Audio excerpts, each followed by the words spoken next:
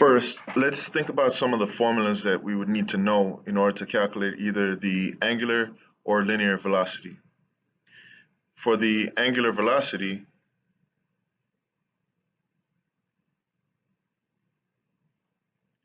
we're basically talking about the speed of the angle, so we can say that this is basically our theta divided by our time. Theta is our angular movement. A lot of times we'll think about this in radians. So our units could possibly be radians per second, or radians per minute, or radians per hour. We might also see this as revolutions per some unit of time, like seconds or minutes or hours and so on.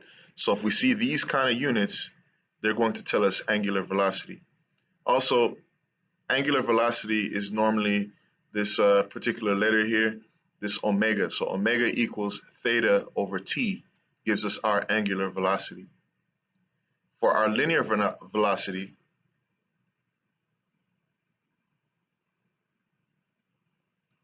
we have a couple of formulas as well. So for linear velocity, we remember that we're basically saying the distance over time. Or on a circle, basically the arc length, or r times theta over time. This is one way we can calculate the linear velocity. Or we can just say, well, this is basically r times omega.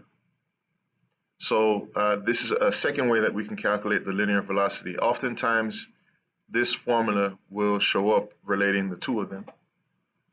So in terms of units, what might the units look like for linear velocity? Well, we're going to look at some kind of distance. For example, it could be meters per second, or it could be miles per hour. So some distance over some time. If we say anything like that, then that means that we're dealing with linear velocity.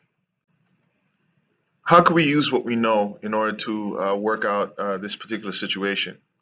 Notice that the first thing it's asking here is for the angular velocity of the satellite.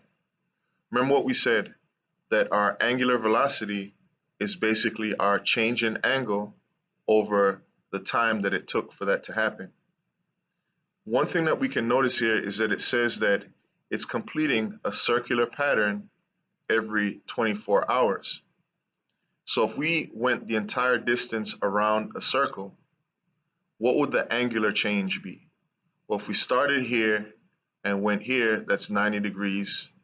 Here, that's 180 degrees. If we stopped here, it would be 270 degrees, and if we went back here, it would be 360. But in terms of radians, this would be pi over 2 radians, this would be pi radians, this would be 3 pi over 2, and one full rotation would be 2 pi radians. So basically, in 24 hours, what it's saying, our angular change was 2 pi radians. And the time that it took for it to change was 24 hours.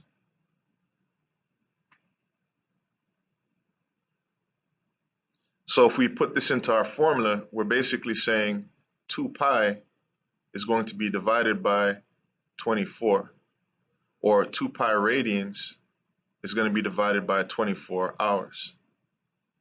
If we simplify this, this is basically going to be pi over 12, and our units are radians per hour.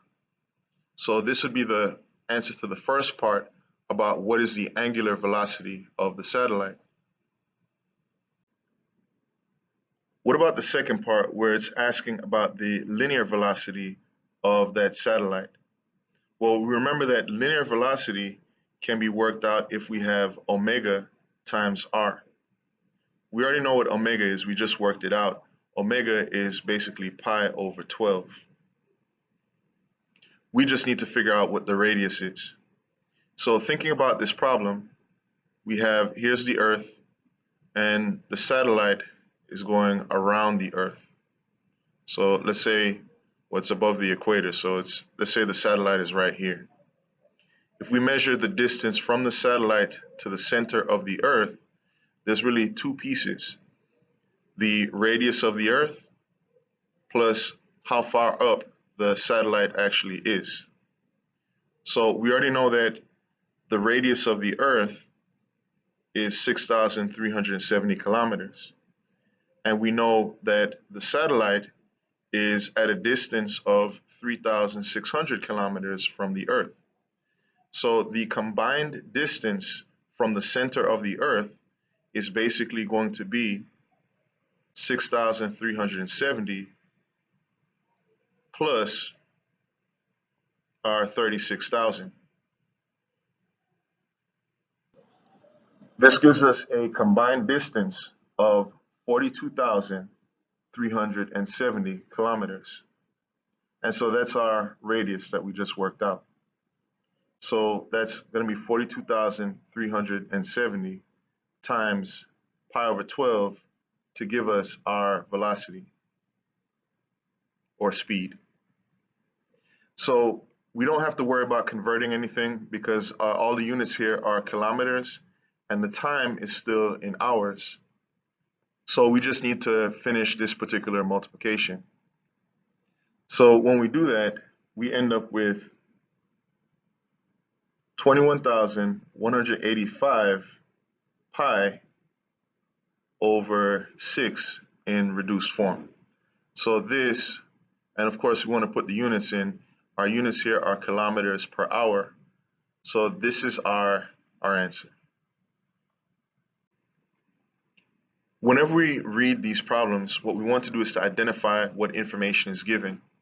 So first of all, it mentions that we have a diameter of 30 inches. From the formulas that we had before, we won't need the diameter, we'll probably need the radius. So then the radius would have to be 15 inches. So think about the formulas that we had before. We're probably going to end up relating the angular and linear velocities with this formula. So we have the radius. Let's see what else we have. It mentions here that we also have 150 revolutions per minute. So we'll probably want to figure out what this is. But revolutions per minute, basically that's like saying going around every minute. When we go one entire distance around the circle, how many radians would we have gone? Well, we would have gone 2 pi radians. So another way of saying this is basically we've gone 150 times 2 pi radians, because we've gone 150 times around per minute. In other words, 300 pi radians per minute is what that value is really saying. And what is this a measurement of? From what we said before, this is a measurement of angular velocity. So our angular velocity is 300 pi radians per minute. So we now also have the angular velocity. We're asked to find the speed. I know technically speed and velocity are not exactly the same because velocity has direction, but we're going to say for simplicity's sake that they're the same thing. So the velocity is really what we're looking for. So from what we said up at the top here, this velocity is the product of the angular velocity and the radius. So if we put all the numbers in, so our angular velocity, our linear velocity, what we're looking for is going to equal our angular velocity, that's this part right here, so 300 pi radians per minute,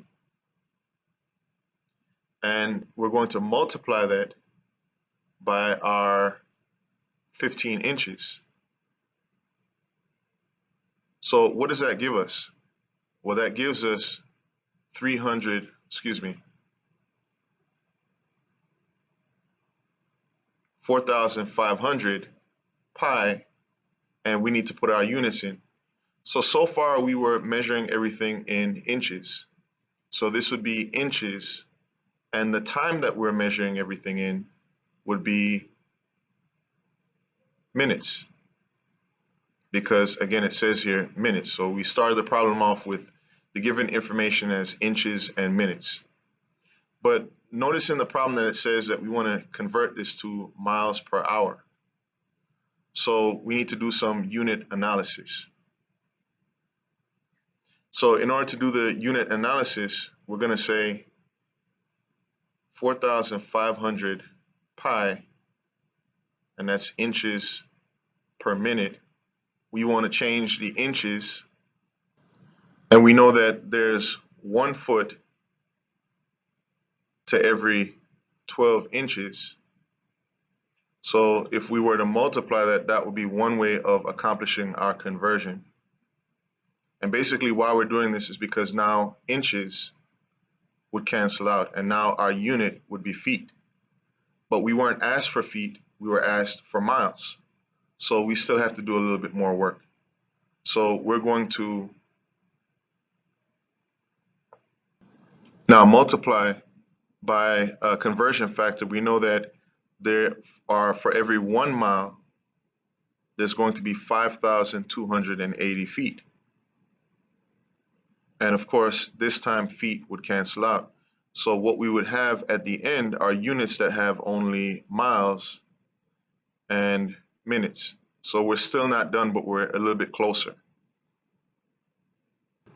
So this is going to give us 25 pi over 352, and our units are miles per minute.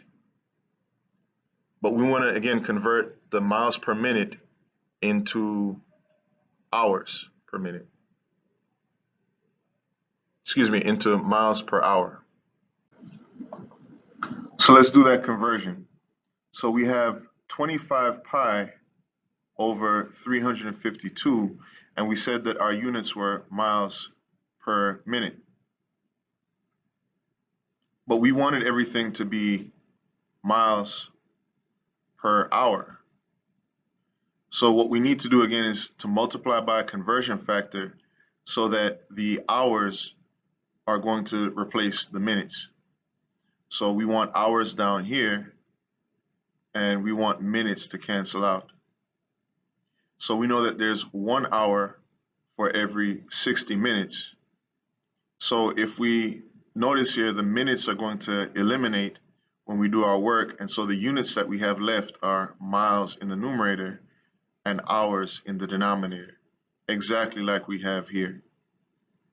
So we would just need to multiply.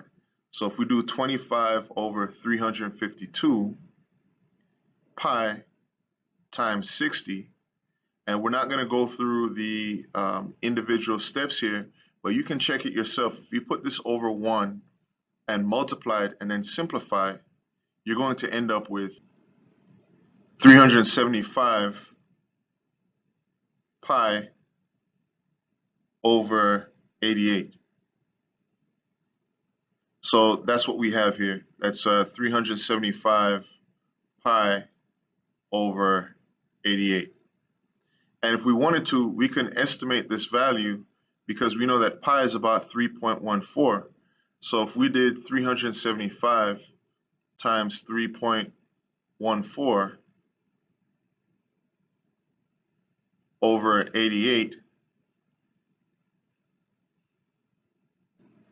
that gives us approximately 13.381. And so we're talking about roughly going a speed of 13.381 miles per hour.